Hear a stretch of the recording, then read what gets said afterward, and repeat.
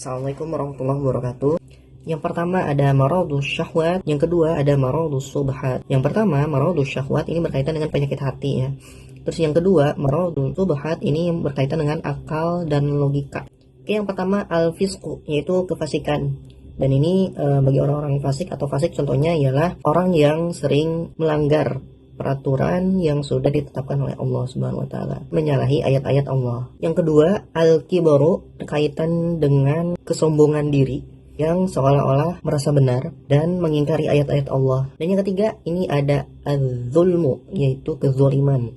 Jadi bagi orang-orang yang gemar atau suka berbuat zalim kepada seseorang, stop dari sekarang, itu akan menghalangi jalan kamu mengenal Allah Subhanahu wa taala. Karena dengan kita kenal, kita akan dekat, dan ketika sudah dekat, insya Allah kita akan masuk ke syurganya Allah dengan keriduannya. Terus yang selanjutnya ada al-kizbu. Ini adalah kedustaan atau berbohong. Apalagi kalau misalnya kita berdusta atas nama ayat-ayat Allah gitu. Ini sangat tidak boleh gitu. Menurut saya itu dosa besar gitu ya. Yang terakhir, kasyratul ma'asi, yaitu gemar sekali berbuat kemaksiatan. Sudah Allah larang, tapi tetap aja dilakukan. Ini nggak boleh ya teman-teman. Kita lanjut ke maradu asyubhat. Pertama, ajahlu, yaitu kebodohan. Bagaimana bisa kita mengenal Allah tanpa pemahaman atau ilmu untuk bisa mengenal Allah? Jadi Allah memerintahkan kita sebagai manusia untuk senantiasa belajar. Dari mana? Dari Al-Quran dan As-Sunnah. Karena ada satu hadis yang mengatakan bahwa khairukum man ta'allama al-Quran wa 'allama. Sebaik-baiknya manusia ialah yang belajar Al-Quran dan mengajarkannya atau mengamalkannya. Selanjutnya ada al-irtiyab atau keraguan-raguan. Ini buah dari ketidaktahuan menimbulkan keraguan-raguan. Menurut saya sangat fatal jika kita tidak mengetahui ilmunya,